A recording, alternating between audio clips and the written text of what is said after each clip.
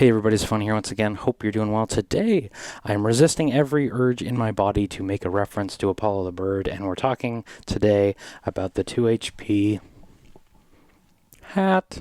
It sounds like this.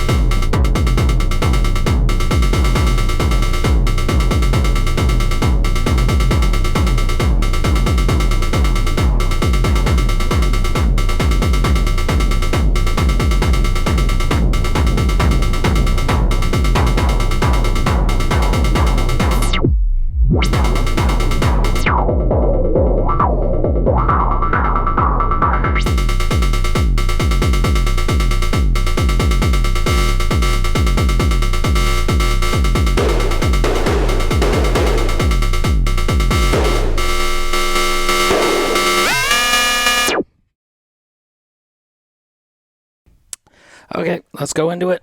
All right, I'm actually really excited, at least at this very moment, because I got this thing to work again. Hey, let's round of applause. If I had one of those soundboards, I'd be playing the clap effects. But today we are going to talk about the hat effects. So what is it? It is a 2 HP digital hi-hat module with a number of different options on board. I want to say modes. They call it blend because there's 3 different modes, and I think they're infinitely variable, which is really unfortunate because every bone in my body wants to CV control the blend in between these different modes. But what is it? Digital hi-hat dual voice. There is a closed and an open. I think I really enjoyed that intro jam. However, we're going to make it real simple just so you can hear it. We're going to take our open hi-hat and put 4 on the floor with that, and let's hear that. That sounds really gnarly. Hold on. That's better. Okay. So that's our open hi-hat. We'll go to our closed one and put in a bunch of triggers. So, go back to my track, unmute my closed hat. So, right now, maybe we'll go even slower, just so it's really easy here to hear.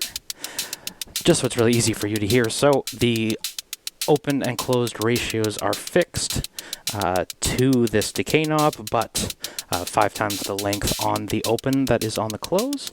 So you do get to control both of them with one knob,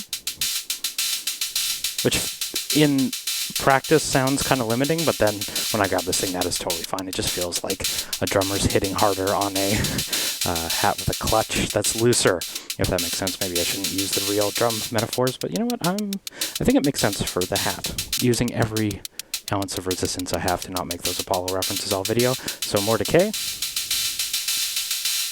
And somewhat in ironic order, the bottom one, the blend, which I feel like is like the biggest macro in a way, but it's at the bottom, and this blends between 3 modes. There's ring mod mode, and this is a crazy hat.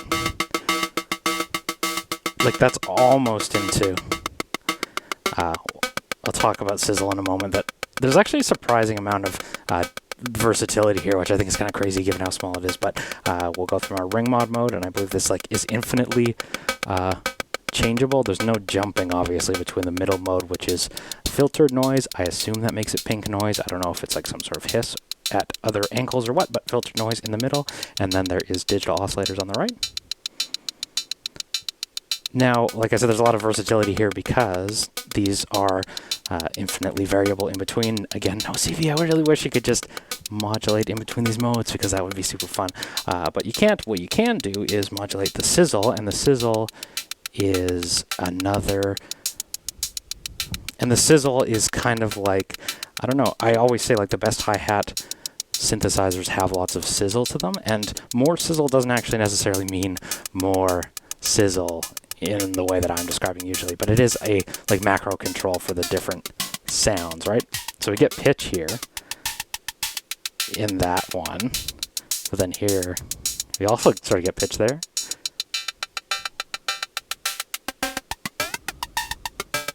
But maybe it is supposed to be pitch and it just has different implications. But that one you can CV modulate. Okay, let's take our LFO, throw it into the sizzle.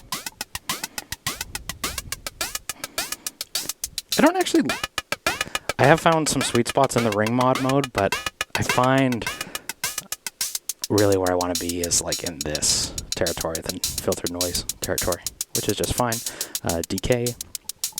Maybe we'll send our random LFO to the decay. Yeah, now we're talking. I can bring in my kick.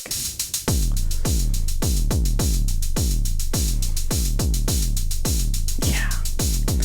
I bring a snare. Turn down everything that is in the hat. I love the simplicity. I actually like, so I want to, yeah. Maybe I'll just for a moment say, I just did the slice video where I talked about the build quality and how I didn't appreciate it, I guess. So I just did that video on the sliced that I'll link to in the description that you should definitely check out on the build front. I just want to say, if you don't check that out real quick, that the 2HP modules have some awesome software, and the hat is definitely one of them. I think they have that Swarm one, which is like the Super Saw 2HP thing. I'm like, that looks really sweet, but I'm also like, oh, I don't know if I want to pick that up because these things are really fragile, and I have had some bad run-ins with them, including with the hat that you're hearing right now that I do have working at the moment. So I'm also scared to like pull it out of the case again and risk not being able to finish the video because it won't power on again. But actually, you know what? I can just show you again real quick here. Here is the slice that I was talking about in the other video on the build quality. This one's pretty bent up because those boards aren't like screwed down or anything. They're just connected by these little pins. You just got to be really careful with them. And what I said in that video as well is you find that like you're taking the most fragile of modules. Generally, you're trying to squeeze them into the tightest of spaces for that same reason. Well, for the reason of it being the smallest module. It's just kind of like you got to be careful. Like you really got to keep that in mind. Don't be like me and break yours because you're not careful.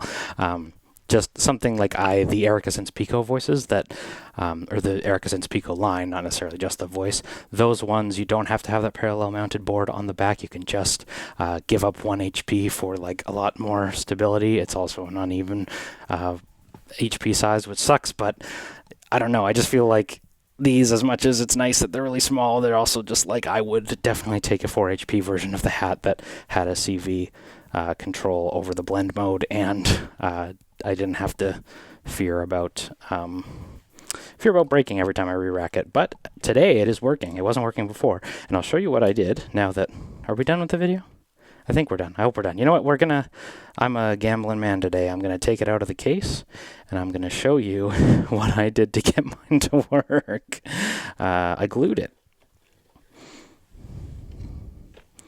I put a little bit of hot glue. Okay, don't do this at home, please. I'm telling you, just like, I'm the last person who you should take repair advice from. Yeah, please don't do this at home. But for mine that I had essentially given up on getting to work, I took hot glue. I glued down this PCB here so it wouldn't come flying out while it was doing, because I wasn't sure if it was turning on or not because this light was on, but then it wasn't taking triggers, and I think it was just like not completely connected all the way, and surprisingly it's staying on. Maybe I shouldn't say that because that green light was on and we'll jinx it, but yeah, I glued mine on there and it seems to be working again. So hallelujah, this software on here is phenomenal, I think. Like, which is why I'm like, oh god, I'm so nervous. This is why I'm like, oh, will it continue to work? I re-racked it twice. This is why I'm just like, oh, it's such a shame that it's bound to such flimsy hardware. And again, I don't blame them for that. It's a trade-off that you make. It's a trade-off you make for a compact module, but it is certainly a trade-off. Let's plug this back in and see if it works. If it works, I'll be off the mode. Oh, it's lighting up. It's lighting up. Oh my god. I need to buy a lottery ticket. Let's go. So yeah, that's a 2HP hat. I actually think the sounds of themselves are really underrated. Not underrated, just like nobody talks about this module that I've seen online. And I had a pretty popular video on the Archer's rig, and I think that something like this should also be a consideration, because like, yeah, it's way less deep, but it's also a lot more immediate too, right? Because depending on your needs, and they may be completely opposite of mine, your situation, whatever, you might love the small size too. All of these things, your rack is completely different for every single user, but you might love the immediacy of this thing, and it really does sound good to my ears anyway. And there's so much range. Anyway, I'm tafony. Thank you so much for watching. Take care. Like, subscribe, comment, do all of that crap that Google is always on my case about not promoting to you. Take care, and I'll see you in the next video.